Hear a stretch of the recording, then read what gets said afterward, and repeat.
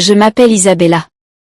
J'ai toujours été plutôt solitaire, même quand j'étais enfant, et j'ai toujours été douée pour me garder occupée. Ce n'est pas que je sois asociale ou quoi que ce soit, je préfère juste être seule la plupart du temps. Ma mère, que Dieu la bénisse, a remarqué dès mon enfance que j'appréciais mon indépendance. Au lieu d'essayer de me changer, elle m'a encouragée de manière positive. Elle m'a emmenée en cuisine lorsque j'ai atteint une taille adéquate pour atteindre le comptoir. J'absorbais tout comme une éponge. Ma mère ne m'a pas seulement donné des recettes, mais elle m'a aussi appris à comprendre véritablement la nourriture. Nous allions dans des cafés et des restaurants à travers la ville, et elle m'expliquait en détail chaque plat. Au fur et à mesure que je grandissais, ma passion pour la nourriture s'intensifiait encore plus. J'ai commencé à lire des articles de célèbres critiques gastronomiques et j'ai réalisé que la nourriture n'était pas seulement une question de goût et de texture, mais aussi d'apparence et de l'atmosphère de l'endroit. Un jour, j'ai dit à ma mère que je voulais écrire sur la nourriture. Elle avait l'air fière et a dit, « Alors tu ferais mieux d'apprendre tout ce que tu peux à ce sujet, Emma. » C'est exactement ce que j'ai fait. Je me suis inscrite dans une école de cuisine pour devenir une experte en gastronomie. Après avoir obtenu mon diplôme, je ne me suis pas arrêtée là. J'ai suivi des cours de journalisme pour améliorer mon écriture. Je voulais que les gens sentent qu'ils pouvaient goûter la nourriture rien qu'en lisant mes mots. Mon premier travail en tant que critique gastronomique a été pour un petit journal local.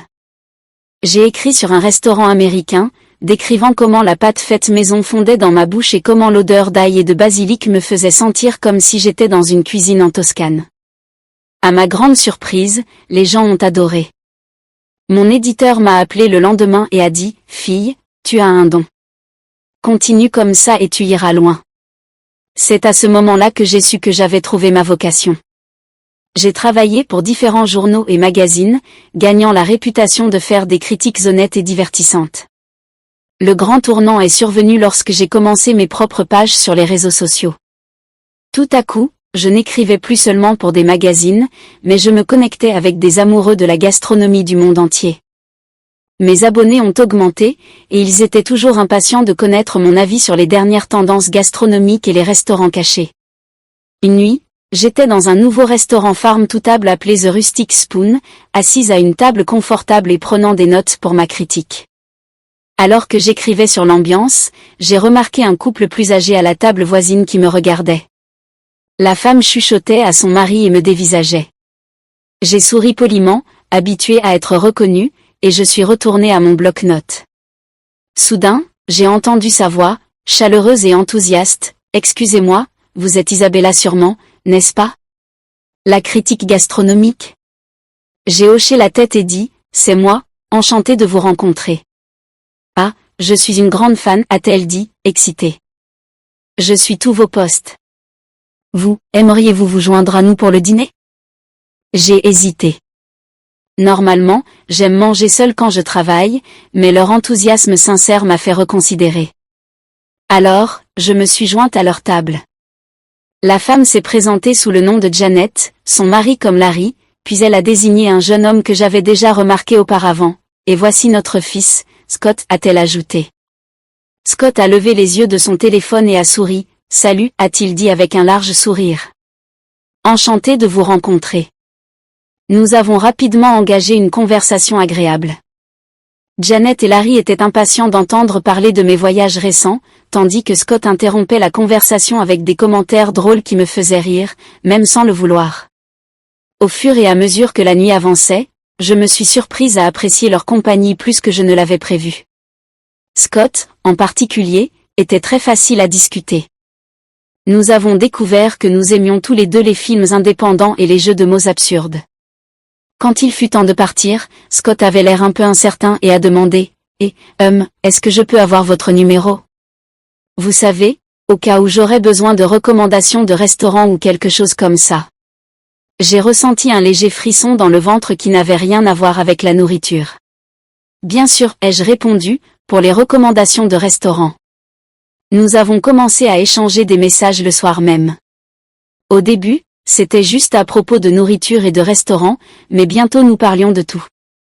Nos conversations sont devenues le point culminant de ma journée. Un mois plus tard, Scott m'a invité à un vrai rendez-vous, et j'ai dit oui sans hésitation. Notre premier rendez-vous a eu lieu dans un bistrot atypique que je voulais essayer. Assise en face de lui, j'ai réalisé à quel point je me sentais à l'aise. Il n'y avait pas le malaise que j'attendais habituellement lors des premiers rendez-vous. 1 an après nous être rencontrés, Scott m'a demandé en mariage. Ce n'était pas un grand événement tapa accent grave l'œil, il savait que ce n'était pas mon style. Au lieu de cela, il m'a préparé un dîner, une douce tentative qui s'est terminée par un steak légèrement brûlé et une purée de pommes de terre pleine de grumeaux, et il m'a demandé en mariage pendant le dessert. Comment aurais-je pu dire non à cela? Après le mariage, nous avons emménagé dans mon appartement. Nous avons été pratiques concernant nos finances, en ouvrant un compte joint pour les dépenses partagées. Comme je gagnais plus, je contribuais davantage, mais nous trouvions tous les deux cela juste. Vivre ensemble a révélé de nouvelles choses sur Scott. Il avait l'habitude de laisser la vaisselle dans l'évier, ses vêtements éparpillés partout et le tube de dentifrice toujours ouvert. Des tasses à café semblaient se multiplier sur toutes les surfaces. Je me suis mordu la langue, me rappelant que je n'étais pas organisée non plus. C'est juste une période d'adaptation, me suis-je dit. Nous allons trouver notre rythme. Et, peu à peu, nous avons trouvé. Scott a commencé à faire plus d'efforts pour ranger les choses, et j'ai appris à détendre un peu mes normes. Ce n'était pas parfait, mais c'était le nôtre. 5 mois plus tard, il était temps de partir en vacances ensemble pour la première fois. Arrêté à l'aéroport avec nos bagages, j'ai ressenti une vague d'excitation. Je me suis tournée vers Scott, prête à partager ma joie, mais j'ai remarqué que ses yeux étaient fixés sur quelque chose derrière moi. Je me suis retournée et j'ai vu Janet et Larry marcher dans notre direction avec de grands sourires. Ils n'avaient que de petites valises à main, comme s'ils partaient pour un court voyage, au lieu d'une semaine de vacances. Surprise, dit Janet, en embrassant Scott. Nous ne pouvions pas laisser ces 2 tourtereaux s'amuser seuls, n'est-ce pas? Mon cœur s'est enfoncé. Cela ne faisait pas partie du plan. J'ai regardé Scott, espérant qu'il expliquerait, mais il a évité le contact visuel. C'est un peu une tradition familiale, murmura-t-il. Nous voyageons toujours ensemble. J'ai forcé un sourire, cachant ma déception. C'est génial, ai-je réussi à dire. Mais vous n'avez pas besoin de plus de bagages pour une semaine de voyage? Larry haussait les épaules. Oh, nous achèterons ce dont nous avons besoin une fois arrivés. Ça ne sert à rien de traîner des valises lourdes, n'est-ce pas? Les premiers jours des vacances ont été flous. Je me suis concentrée sur les points positifs, les paysages magnifiques, les aliments nouveaux et intéressants que j'ai découverts, et l'hospitalité chaleureuse des habitants. Mais, au fur et à mesure que les jours passaient, j'ai commencé à remarquer combien Janet et Larry dépensaient.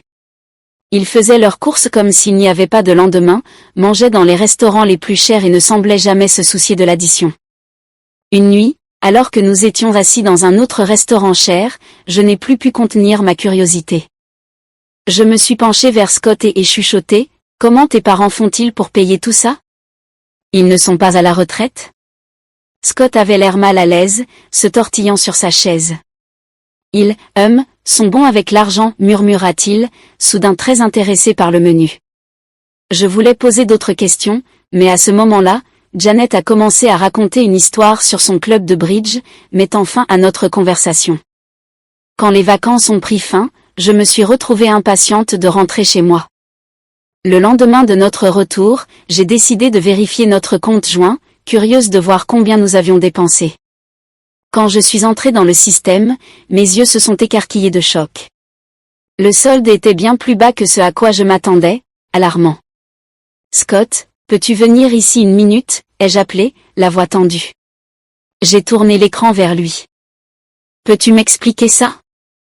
Le visage de Scott est devenu pâle en regardant les chiffres. J'ai peut-être utilisé notre compte pour couvrir certaines des dépenses de maman et papa, admit Scott, à voix basse. J'ai pris une grande inspiration, essayant de garder ma colère sous contrôle. Scott, c'était notre argent, et j'ai contribué à la plus grande partie. Tu aurais dû me parler avant. Je sais, dit-il, en tenant ma main. Désolé, Isabella, cela ne se reproduira plus, je te le promets. 1 mois s'est écoulé, et les choses sont lentement revenues à la normale. Scott a tenu sa promesse et n'a plus touché à notre compte joint sans en discuter avec moi au préalable. J'ai essayé de laisser derrière moi ce qui s'était passé pendant les vacances et de me concentrer sur mon travail et notre vie ensemble. Par une froide nuit d'automne, Scott est rentré chez lui avec un air excité. « Et, Isa, dit-il, en enroulant ses bras autour de moi par derrière, pendant que je coupais des légumes pour le dîner sur le plan de travail de la cuisine. J'ai une idée. Que dirais-tu de faire un pique-nique nocturne ce week-end? Juste nous deux, un camping-car loué et la nature. Qu'en penses-tu? L'idée semblait géniale, et nous avons passé les jours suivants à nous préparer pour notre petite aventure. J'ai préparé une glacière avec des sandwichs gourmets, une salade de pommes de terre maison et une bouteille de vin.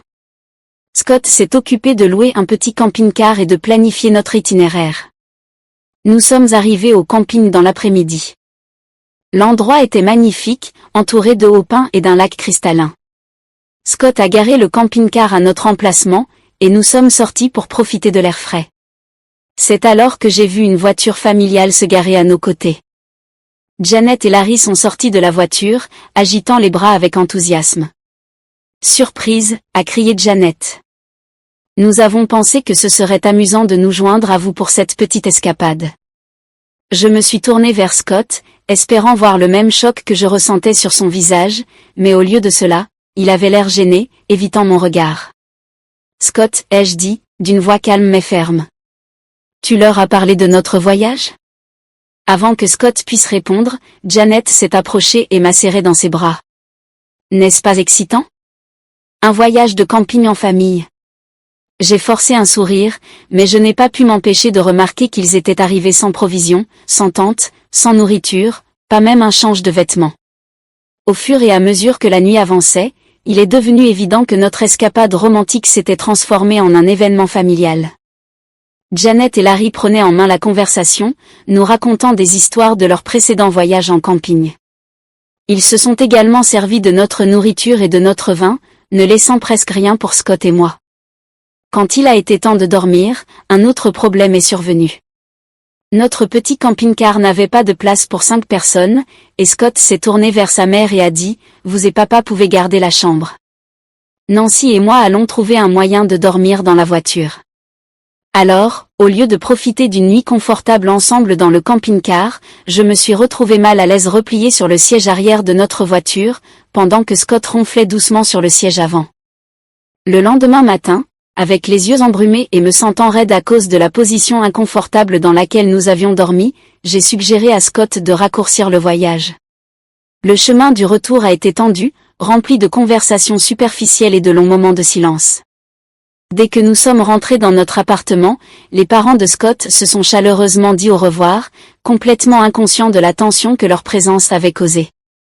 Dès qu'ils sont partis, je me suis tournée vers Scott. « Nous devons parler de ça, dis-je fermement. » Il hocha la tête, semblant résigné. « Je sais, désolé, dit-il. Je devrais l'avoir dit qu'il viendrait. »« Ce n'est pas seulement ça, soupirai-je. C'est une question de limite, Scott. Tes parents ne peuvent pas continuer à apparaître dans nos vies comme ça. Nous devons établir quelques règles. » Scott hocha lentement la tête. « Tu as raison, je vais en parler avec eux. » Quelques jours après notre retour, j'étais dans la cuisine en train de tester une nouvelle recette lorsque la sonnette a retenti. À ma grande surprise, Janet et Larry étaient là avec de grands sourires, comme si le désastre des vacances ne s'était jamais produit. « Isabella, ma chère », s'exclama Janet, me donnant un rapide câlin en entrant. « Nous avons besoin de ton expertise. Nous nous demandions si tu pouvais nous dire quels restaurants en ville ont la nourriture la plus délicieuse. » J'étais surprise par la question. « Eh bien, dis-je, il y a beaucoup de bons endroits. Le bistrot français au centre, Chez, est fantastique, et le Sakura Sushi et Thai Cuisine sur 3rd Avenue a certains des meilleurs sushis que j'ai jamais mangés. » Pourquoi cette question?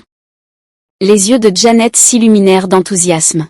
« Ah, nous pensions à garder un œil sur des événements gratuits dans ces restaurants, tu sais, pour aller manger gratuitement. » Je me suis tournée vers Scott, qui venait d'entrer dans la pièce, espérant qu'il me soutiendrait, mais il a simplement haussé les épaules et a dit « Allez, Isabella, tu dois accepter mes parents tels qu'ils sont, ça ne sert à rien d'essayer de les changer. » J'étais sans voix. Cela semblait franchir une limite, non? Mais avant que je puisse répondre, Janet et Larry me remercièrent et sortirent, discutant joyeusement de leur plan pour obtenir des repas gratuits. Quelques jours plus tard, je me préparais à faire une critique d'un nouveau restaurant américain sophistiqué, le Ban 8. Comme d'habitude, j'ai posté les détails de ma visite sur les réseaux sociaux, informant mes abonnés quand et où ils pourraient attendre ma prochaine critique ce soir-là. Je suis arrivée au Ban 8, m'installant à ma table avec mon carnet en main, prête à goûter et à évaluer le menu. Je venais d'ouvrir la carte des vins lorsque j'ai entendu une voix familière. Eh bien, bonjour. Je levai les yeux et vis Janet et Larry souriant en s'asseyant à ma table sans demander. Mon cœur s'est effondré. Janet a pris un menu et a annoncé à haute voix, « Je suis la belle-mère d'Isabella, vous le saviez? Nous sommes ici pour profiter du repas gratuit avec elle. » Je sentais mon visage chauffer de honte. « Janet, murmurai-je, s'il te plaît, baisse la voix. Je suis ici pour travailler, tu ne peux pas simplement arriver comme ça. » Mais Janet n'écoutait pas. Elle a encore augmenté la voix, « Oh, ne sois pas bête, ma chère. Tout le monde sait que les critiques gastronomiques mangent gratuitement, pourquoi ta famille ne devrait-elle pas en profiter aussi? Nous avons tout à fait le droit d'être ici. » Je pouvais sentir les yeux des autres clients sur nous, et le maître d'hôtel s'approchait de notre table, avec un regard inquiet. Cela devenait rapidement incontrôlable. « Janet, Larry, dis-je fermement mais à voix basse, c'est la dernière fois que je préviens.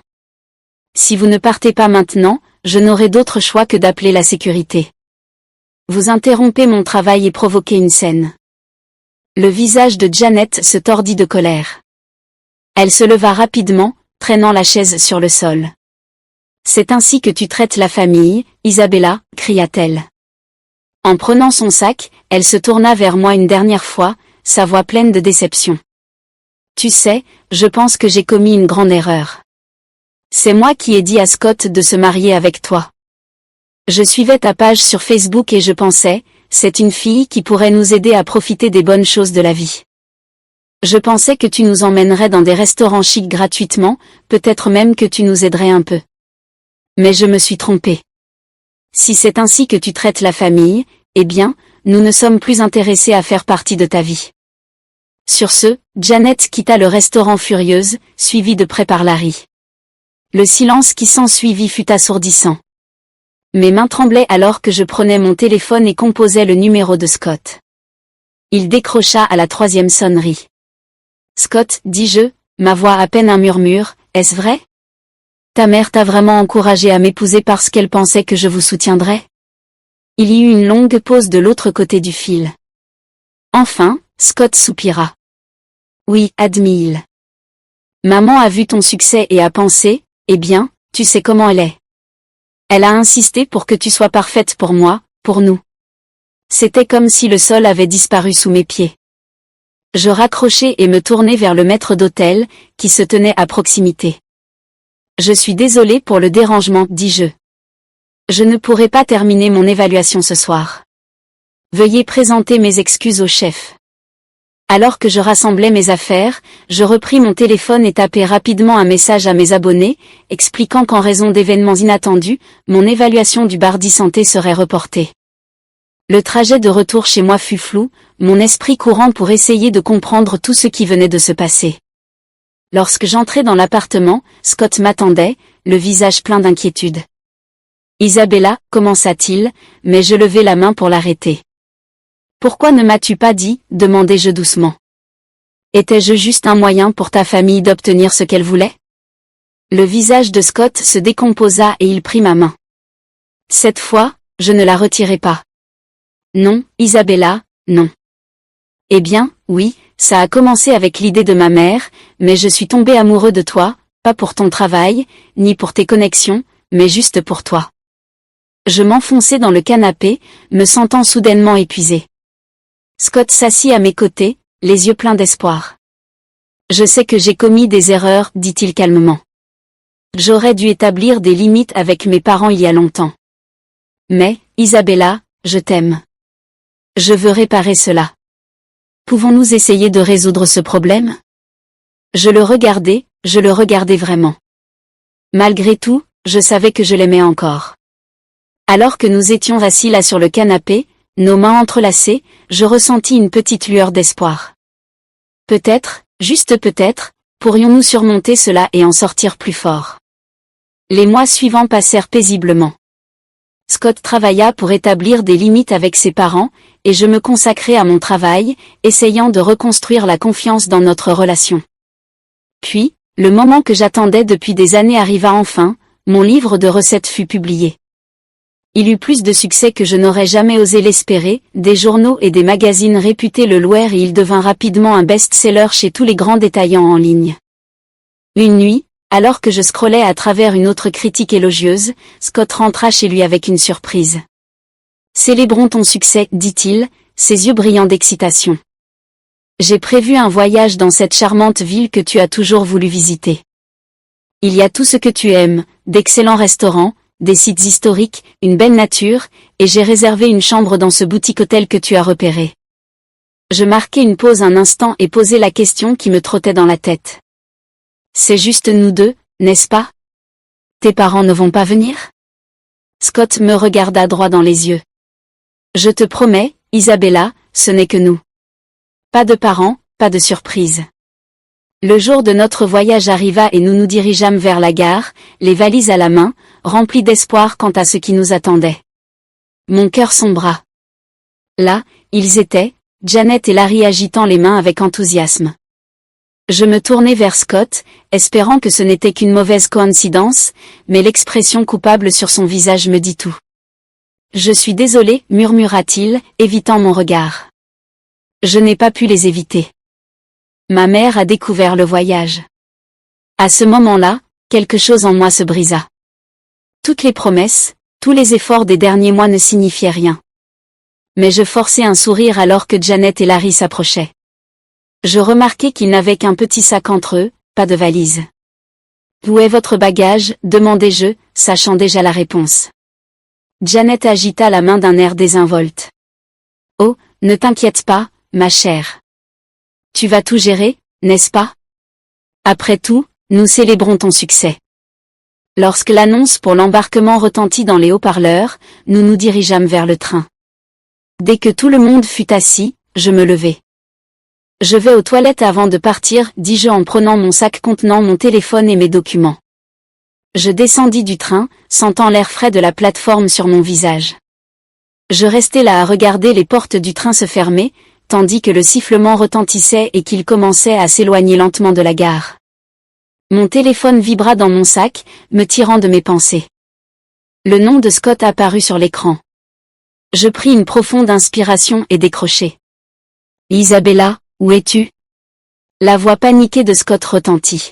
« Nous ne sommes plus sur le même chemin. »« Scott, répondis-je, ma voix plus ferme que je ne me sentais, je te divorce. » Je raccrochai avant qu'il ne puisse répondre. Ma main tremblait alors que j'ouvrais mon application bancaire et bloquais l'accès de Scott à notre compte commun. À peine une minute passa avant que mon téléphone ne sonne à nouveau, cette fois, c'était Janet. J'éloignai le téléphone de mon oreille tandis qu'elle hurlait des insultes et des menaces, exigeant que je paie pour leur voyage et que je les indemnise pour stress émotionnel. Quand elle finit enfin par prendre une respiration, je dis calmement, « Janet, je n'ai pas peur de ta menace. Si tu postes quoi que ce soit de diffamatoire, je n'hésiterai pas à prendre des mesures légales. » Je bloquai son numéro, puis celui de Scott et enfin celui de Larry, juste pour être sûr. Prenant une profonde respiration, je commandai un taxi et rentrai chez moi. Le week-end passa dans un flou d'émotions et de tâches pratiques. J'emballai les affaires de Scott, engageai un avocat et rédiguai les papiers du divorce. Le vendredi matin, je me sentais épuisée, mais déterminée. Le son d'une clé tournant dans la serrure me rendit nerveuse. Scott entra, l'air négligé et désespéré. « Isabella, s'il te plaît, » dit-il en marchant vers moi les bras ouverts. Je reculai, désignant les valises près de la porte. « Tes affaires sont emballées. Il est temps que tu partes. » Son visage se décomposa. « Tu ne veux pas dire ça. »« J'ai appris la leçon, » dit Scott, sa voix désespérée. « J'ai eu une grande dispute avec mes parents pendant le voyage. Je leur ai dit que je ne paierais plus pour eux. Je ne leur parle même plus maintenant. S'il te plaît, donne-moi une chance de plus. Je secouai la tête et lui tendis les papiers du divorce. Il est trop tard, Scott. Ce n'est pas seulement une question de tes parents. C'est une question de confiance, de respect et de la vie que je veux vivre. Nous voulons des choses différentes, et c'est très bien, mais je ne peux plus continuer comme ça. Après une longue pause, Scott hocha la tête, ses épaules s'affaissant en signe de défaite. Il prit ses valises et sortit, fermant la porte derrière lui avec un clic silencieux. Les semaines suivantes furent difficiles, mais aussi libératrices. Le processus de divorce se déroula sans problème, grâce à mes enregistrements minutieux et à l'acceptation de Scott de la situation. Je me lançai dans mon travail, trouvant du réconfort dans la cuisine et l'écriture.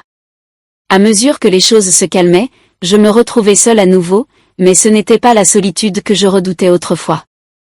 Je commençais à apprécier à nouveau les petites choses, essayer de nouvelles recettes, passer des soirées tranquilles avec un bon livre et me connecter avec mes abonnés, sans la pression des attentes de quiconque. Un soir, je m'installai sur mon balcon, sirotant un verre de vin et contemplant la ville. Je ne pus m'empêcher de sourire. La vie ne suivit pas le chemin que j'avais prévu, mais peut-être s'est-elle déroulée exactement comme elle le devait. J'étais de nouveau Isabella, critique culinaire, écrivain, surtout, aux commandes de ma propre existence. Si vous aimez les histoires comme celle-ci, laissez un like et abonnez-vous à notre chaîne.